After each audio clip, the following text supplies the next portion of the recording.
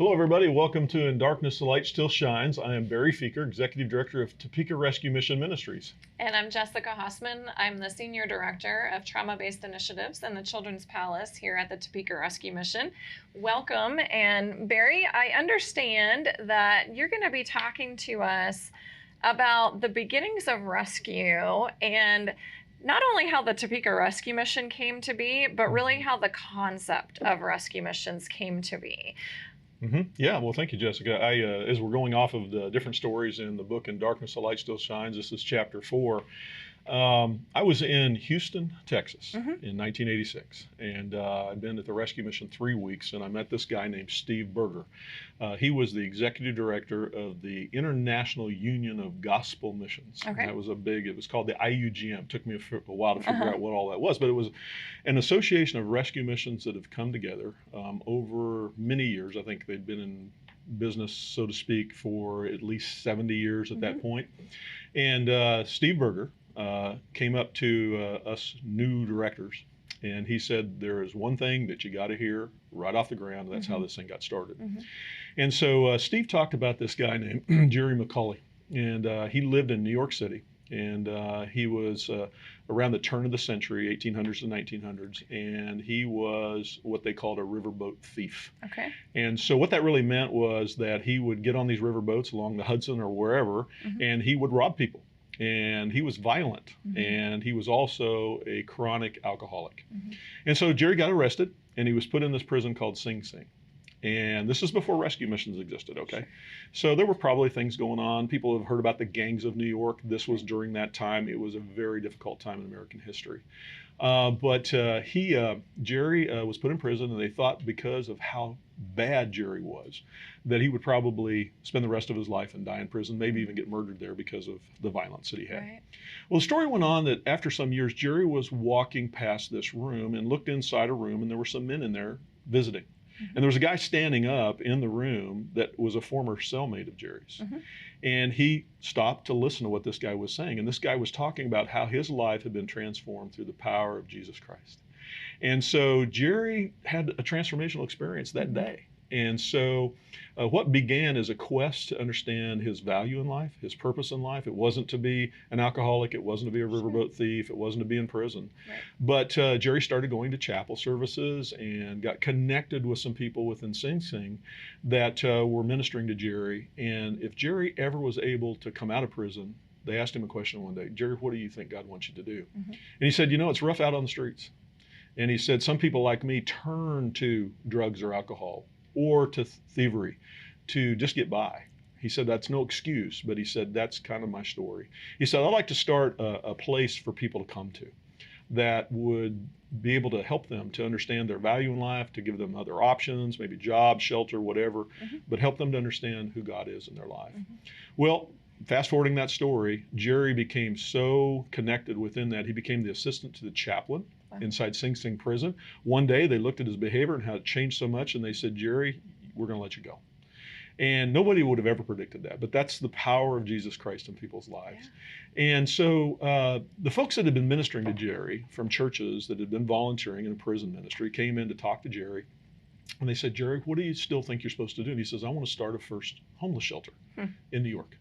And so they said, we will support you. We will get behind you.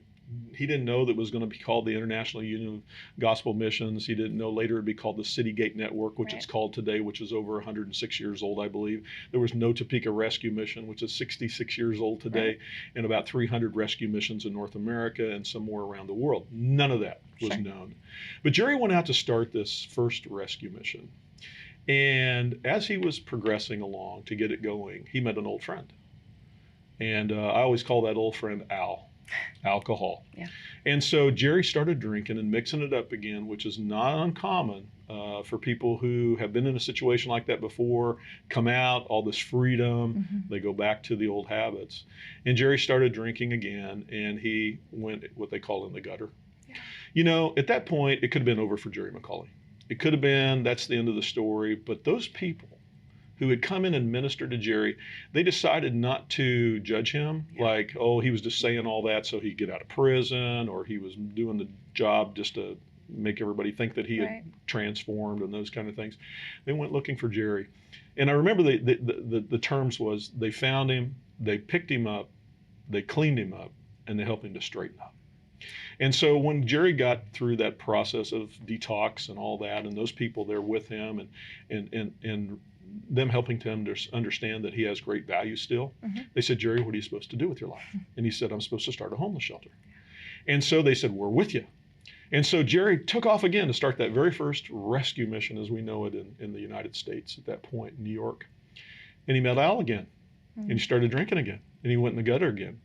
Now here's the test part of all of us, is that what we find in this life and how challenging it is when we are looking at our own challenges and we're looking at others and we invest in those people and that investment doesn't come back to us, sometimes we want to give up on them. Right. That was a time for probably those folks who had come into the prison who had stood behind Jerry to say, no more, we're done. And so he's a phony, he's a fake, he's just going to lay in the gutter and die. But no, they didn't do that. They went after him, they picked him up, helped him to clean up, straighten up, and helped him get right back on target. The story went on, and this is really the key of the story. This happened, the best that we understand, 64 different times. Jerry got up, got cleaned up, straightened up, got back on his path to go somewhere, and then he fell right back into alcoholism and fell into the gutter. That 64th time, can you imagine those people going out and looking for Jerry? And this took place over a period of years. No rescue missions as we know it today would have started without a drunk. Wow. Yeah. Wow. But the bigger story is the people who went after the drunk, the people who went after them. And so Steve Berger, again, the executive director of the rescue mission movement at that time, said, you guys got to know this story because this is how you began. Right. And when you sit down and visit with people going forward, you're going to need to know that God is still at work at their life and you need to walk that walk with them because not everybody's going to get it on the first time, second time, third time. Right. Well, what has happened in my life going forward in these 33 years working at the rescue mission is that I've had people come and sit in front of me and they've said, you know, I'm a failure. I'll never amount to anything. I have no hope, no future. I just don't know why I should live. Right. And my question is to them, how many times have you messed up? Yeah. And they'll say, well, I don't know. I said, have you messed up 64 times? And they go, what are you talking about? So I unpack the story of Jerry McCauley, which gives them great hope. I say, we're here today because of somebody who messed up over and over and over again. And so we're excited today to be able to kind of unpack this story a little bit more. We have a special guest coming on with us here after the break. His name is Ed Hyman, and he's a dear friend. He works at the Topeka Rescue Mission, and we're going to invite Ed to come and talk with us about how God has touched his life and the number of chances that God has given Ed and where he's going with his life today. So stay with us. Ed's going to join us here in a moment for In Darkness, a Light Still Shines. This production is hosted by Topeka Rescue Mission Ministries, bringing help and hope through faith with its sleeves rolled up. If you would like to support Topeka Rescue Mission Ministries, text TRM Give to 77977 and start giving today. Welcome back to In Darkness, a Light Still Shines. We are just really excited to have a good friend with us here today. His name is Ed Hyman. Ed is, we've known you, Ed, since about 2002, or I have. Yes. And so we've just been talking about the beginnings of rescue mission work and Jerry McCauley's story and just people not giving up on Jerry and his difficulties he had in life. And today you are in charge of the safety team at the Topeka Rescue Mission, and that's 24/7 of people going around and making sure that everybody's safe. And sometimes we'll have 220 people staying here, 300 people staying here. There may be people coming in. There are times when they're literally between both shelters and people coming in for meals. There may be 700 plus people around the rescue mission, and not everybody necessarily is playing nice. That's true. So we have to have safety, right? That's true. Yeah, That's but true. You didn't start out with your relationship with the rescue mission on the safety team. No. Tell us your story, Ed. All right. So I'm from South Central Los Angeles, and you know, I had a good mom, a good dad, but the choices that I made in life was, you know, to run around with some guys that wasn't so pleasant. So at 5 years old, you would think that an average kid would be playing video games or, you know, playing football or something like that. And I was running around with older guys, you know, trying to mimic what they were doing. And so I got involved in gangs at an early age. I was about 12, 13 years old. Yeah. And And so, of course, when you're involved in that type of lifestyle, you get in some trouble. And so I went through youth authorities, and that was, experience that I'll never forget. It's like a gladiator school where you see, a lot of fighting and people making knives and sticking each other, and just bad. And then at 19, I ended up in prison. And so that was an experience that I'll never forget either. And you would think after experiencing, prison for the first time that you wouldn't go back. And, I ended up going back because I would get out and go to the same negative environment. Eventually, I got involved with my wife of today, Ed Hyman. And, actually I was on a run. And I called a friend of mine who stayed out here in Topeka, and I thought he was, in Denver, Colorado. And I called him up, and I was desperate. I mean, like, I had to get out of there fast, right? And so I called him up and I said, man, where you at in Denver? He says, no, I'm in Topeka, Kansas. And I was like, what's that? He was like, it's a small town. You can come out here. I'm going to send for you, but don't bring that gangbanging stuff out here. Sure. And so, I lied to him, and I said, all right, man, I just need to, just send for me. Sure. And he sent for me, and I came out, and I was just like looking around like, wow, this is beautiful. I'm used to the city life, sure, right? And this is country, and you're seeing deer running across the street and, red-tailed hawks and stuff. And I'm like, wow, this is nice. But when I first came out here, it didn't take long for me to run into other guys that was from California that were already rooted here. And so, I got back into that. Gang members that are rooted in Topeka. Oh, yeah. And from California, some was from Chicago, your bigger cities. And it didn't take long for me to click up with them. So I was here a month and a half before I sent for my wife. When she came out, this is my positive influence here. She came out and she was like, oh, my God, you're doing the same stuff you're doing in California. I've been hearing about this rescue mission. Let's go. And so immediately I was like, I'm not going to no rescue mission. It's me being a man, pride. And in California, you have a rescue mission down there that's just off the chain. I mean, you got people camping out all outside. So that's in my mind. I'm thinking that. So, but, I had to swallow my pride because she gave me the ultimatum. Either we would go to this Topeka rescue mission, or I'm going to go back to California without you. Now, she was pregnant with my son at the time, and she had my daughter. My daughter was young. And so we went into this rescue mission, right? So immediately I told her before we got out the car, like, if they even look at me crazy, it's going down, you know what I mean? And so she was like, stop it, just go in here, So we went in there, and I was amazed by smiling faces. That kind of, I was already, amped like this. And then when I seen those smiling faces, it just dropped on down, And so we stayed at the Topeka Rescue Mission for about a month and a half. And but while we were there, about 2 weeks after we got there, some old friends came by, right? And so when they came by, they was like, man, it's like you in jail. Come on, let's ride. And so immediately I told my wife, I said, I'll be right back. I need some air. And she said, you better not get into any trouble. So I jumped in this car, and they had some marijuana, from California, a shipment that came down. So I was smoking with them. And this is when I knew that the rescue mission had an anointing over it. So we came back, and I thumped the last of the blunt out and opened up the gate, and I took 5 steps, and my high went away. Oh my gosh. And when it went away, I knew that was the Holy Spirit. And I just started weeping, and I just couldn't stop weeping. So when I went inside the building at the Hope Center, my wife was like, what did you do? What did you do? And I was like, oh my God, I got to tell you, what happened. And when I told her what happened, she was like, wow, are you serious? And I said, yeah. So over there, they had a children's chapel, and Gail Martin, ran that at the time. And so she told me that she was going to go, and she was going to take my daughter. And I said, well, I'm going to stay in here. I got something I need to do. And so I got on my knees and I surrendered. Wow.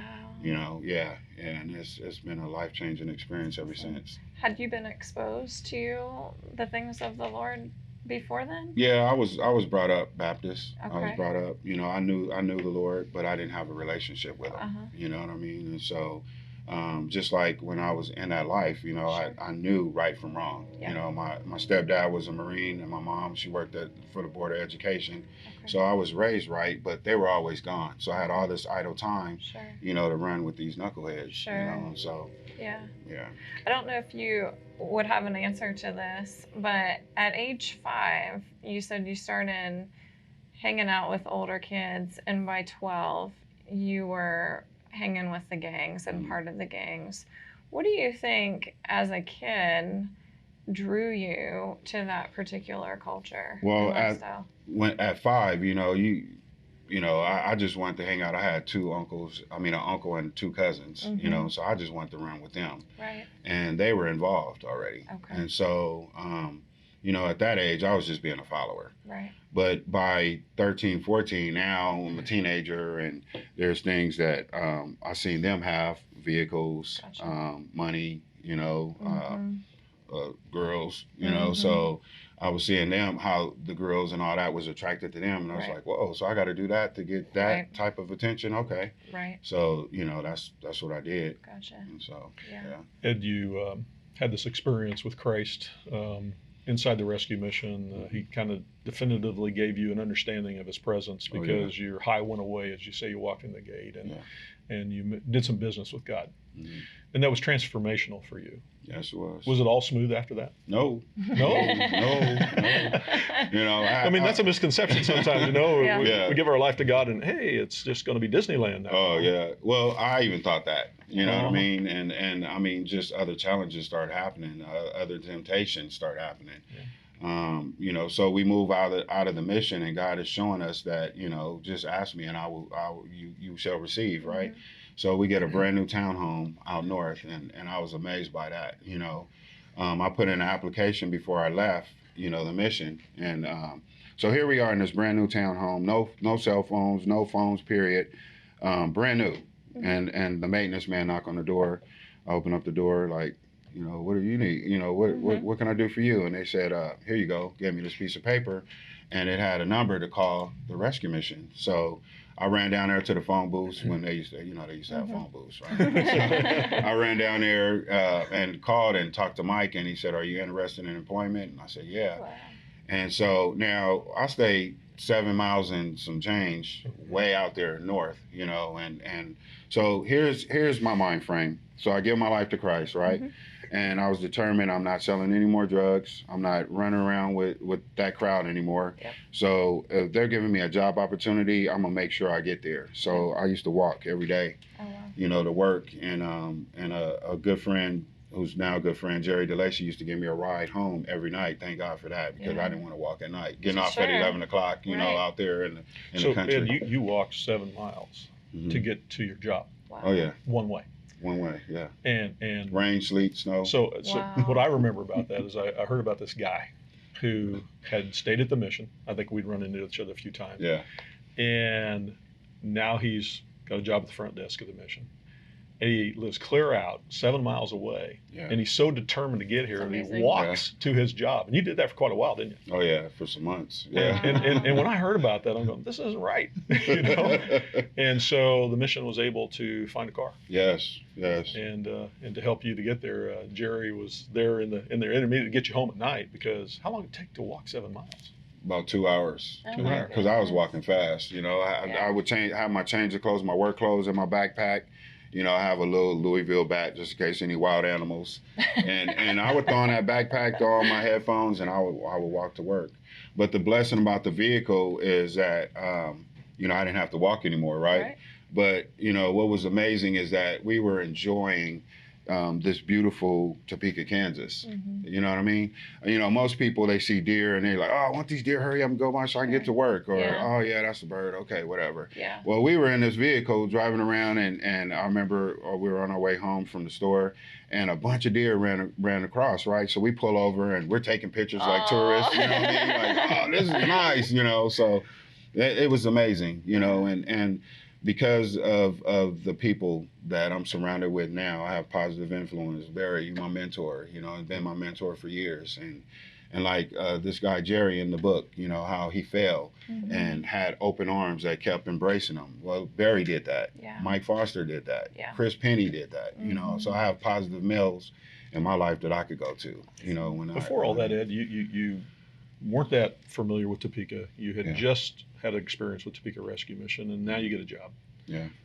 What compelled you to not take the easy road and go back to selling drugs? I mean, you're walking for minimum wage to work at a front desk 7 miles, and you did that for a long time.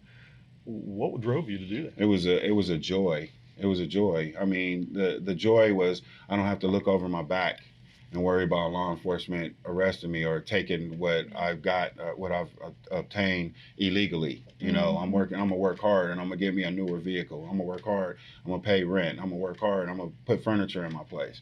So my mind frame was totally different from the negative to the positive. You know what I mean? Yeah. So, but you know, like I said at the beginning, that I was on the run, right? So the past caught up with me, and that very car yeah, cost you something, didn't it? Yeah. Yeah, we want to hear about that, because that's a turning point that you could have really gone back the other direction. Without a doubt. And so when we come back, Ed, we want to talk about when you got pulled over for a taillight out. Yeah. And what transpired from that point forward that could have totally put this in the wrong direction. So stay tuned. We'll be right back.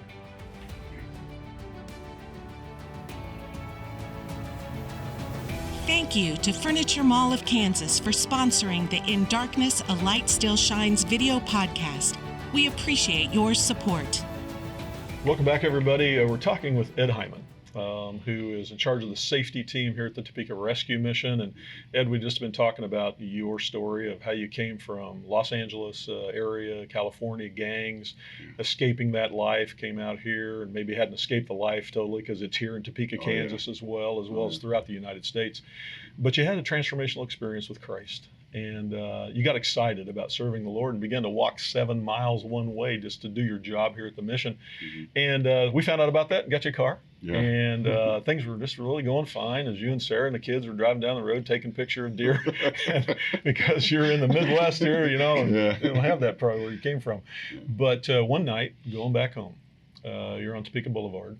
And the police, who you had learned to respect in a whole different way, by this time you knew that the only way to converse with a police officer wasn't necessarily in the backseat of a police car. Right, yeah, true. With your hands behind your back. But there was a problem. You had a taillight out, and they pulled you over. What happened?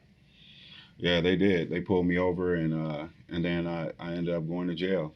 You know, because I still had something to take care of, the past I was running, you know, so, and I knew it was eventually it's going to catch up to me. I knew it. As a matter of fact, when they pulled up behind us, Sarah was like, what's taking them so long to get out the car? I said, well, because I'm going to jail. She said, no, you're not. No, you're not. Yeah, I'm going. And then, you know, it wasn't just one officer. So like 3 or 4 cars pulled up, and then they arrested me, and I go to Shawnee County. Shawnee County Jail is a lot different from LA County. LA has a lot of racial separation.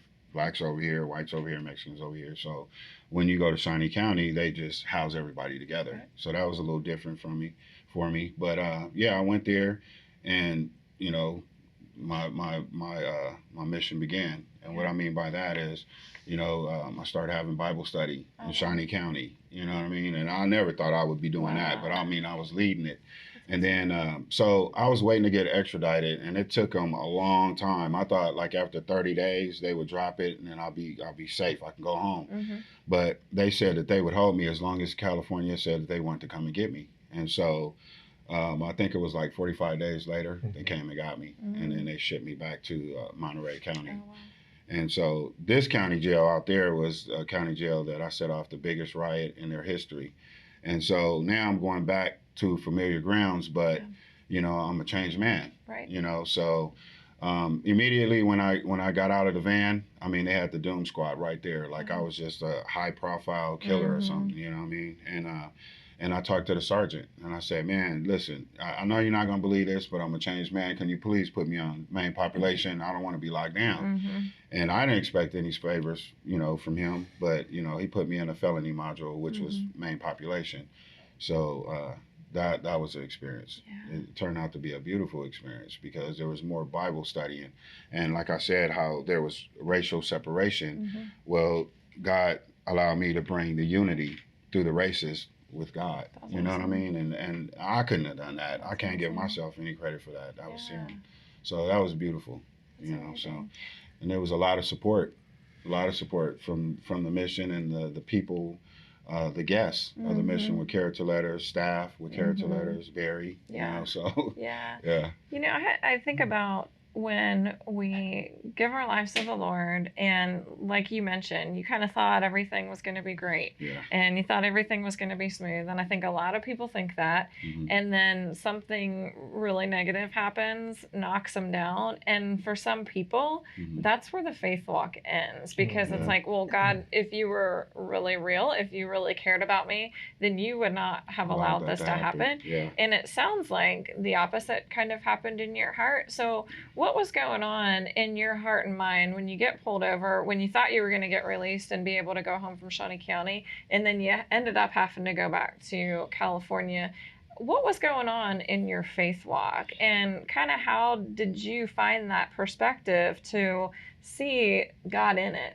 It was really weird for me because I mean, I was really stepping out in faith. Yeah. First, I was like, okay, Lord, please open up the door so that I don't, you know, have to go back there. Right. But then once the days kept passing by, I started praying a different prayer. Like, Lord, if it's your will to send me there, then I want to be used by you. Wow. You know what I mean? So it was way different than I've ever experienced before, ever. I mean, I wasn't afraid. Like when I first got to that county jail, you know, some of the people that was there had remembered me, and they were calling me by my old name. So immediately when I got there, they was calling me by this nickname that's no longer me, right? So at first I was like, you know, yeah, and then it clicked. That's not me anymore. Right. You know what I mean? So I went to each of those guys and told them, you know, just call me Ed. That's my name. You know what I mean?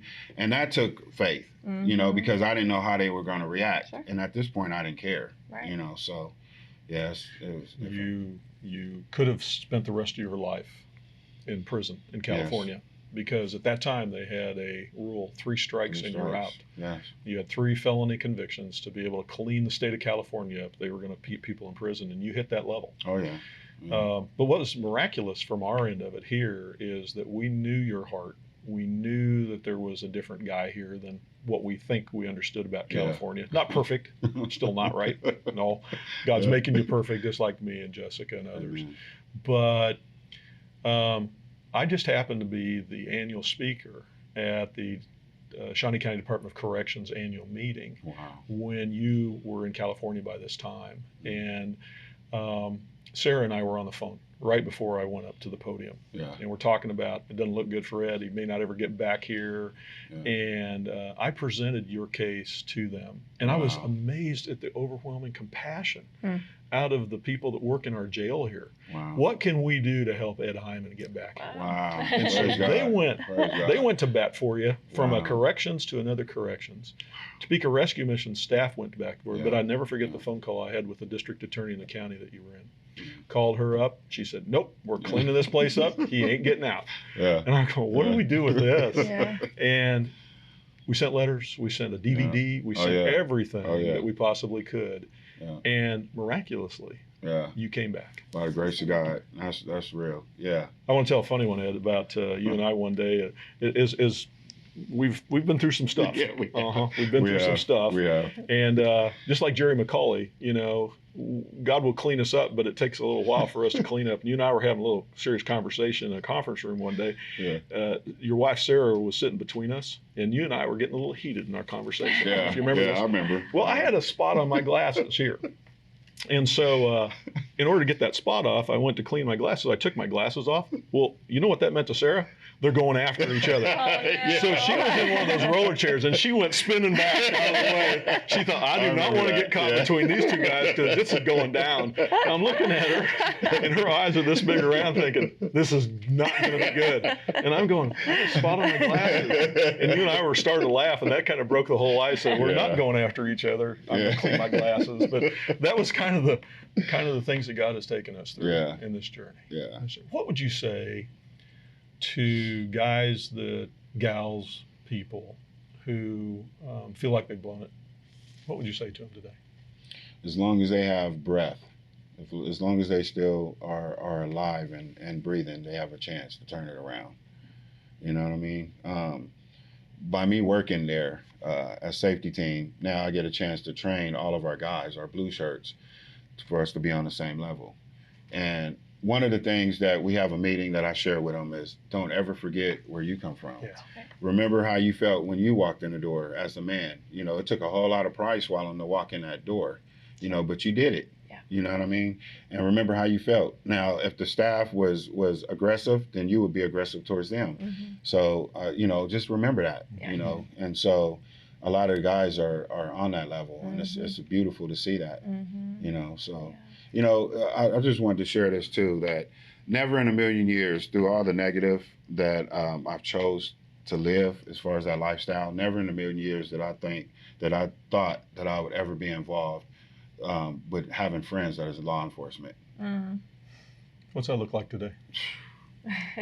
It is amazing. Yeah. It is amazing. I mean, I've been asked to speak to the cadets before they're actually graduating and going to the streets. I get to share my testimony to show them the convict side of it, you know. So basically, I share my testimony, you know, and basically what I tell them is that a lot of ex-cons, they get out, right? But when they are approached by law enforcement, they have to relive their crime all over again because of the way that they're treated. Sure. So if you want to gain the community back, you know, start with the children. You know, you may see a kid, you may be on patrol and see a kid out there playing football by himself. Jump out and play catch with him for a little while. The parent, you know, it may be a parent that's involved in gangs may see that and look at law enforcement in a different light. Right.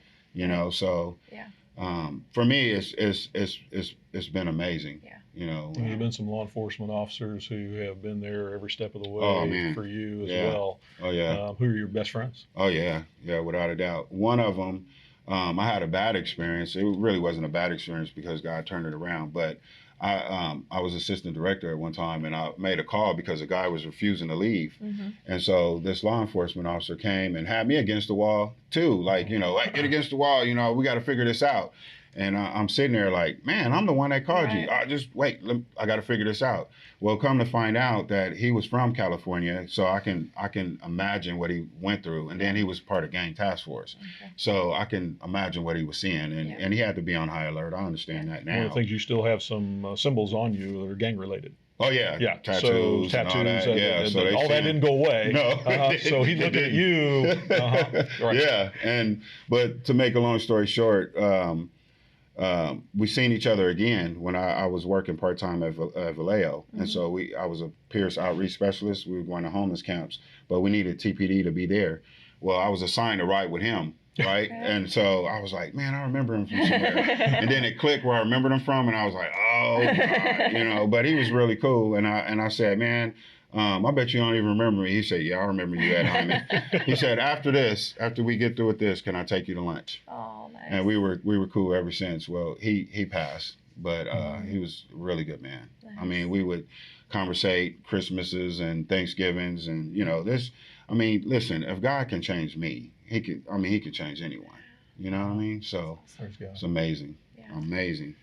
The theme of our program here is "In darkness, a light still shines." Amen. And you've seen that in multiple times of darkness in your life. We all have, and people who are watching this today. This is a dark world. There are many pitfalls, many challenges. You're 5 years old. You came from a good home. You weren't raised in poverty. You weren't raised in gang situations like some people are, but a turn went a certain direction. And it went from what could have been a really promising opportunity for you into a dark place. Yes. But God was still there. And the whole process of this, and has taken you to a place of light. Ed, you're just a great friend.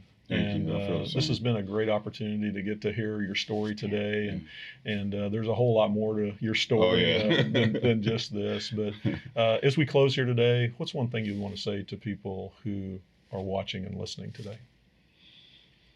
That Jesus is the way.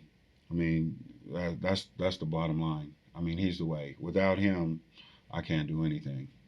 You know what I mean? So just give him a chance. That's my message. Just give Jesus a chance. Thank you very much. Yes. Well, thank you for joining us today in our program, In Darkness, a Light Still Shines. We were talking about the beginnings of rescue, and it eventually came to Ed Hyman and his story. You've got your own story and what God has done in your life. And God is never going to fail us. But you said, give him a chance. Give him a chance. And so we just encourage you today, if you feel like you're in darkness right now, give God a chance and let him show you the signs towards the light. And we know that he will not fail you. He never will, because he loves you. You're valuable. Ed, you're valuable. And the men and women you touch here at the Rescue Mission are very valuable as well. So thank you for joining us on In Darkness, a Light Still Shines.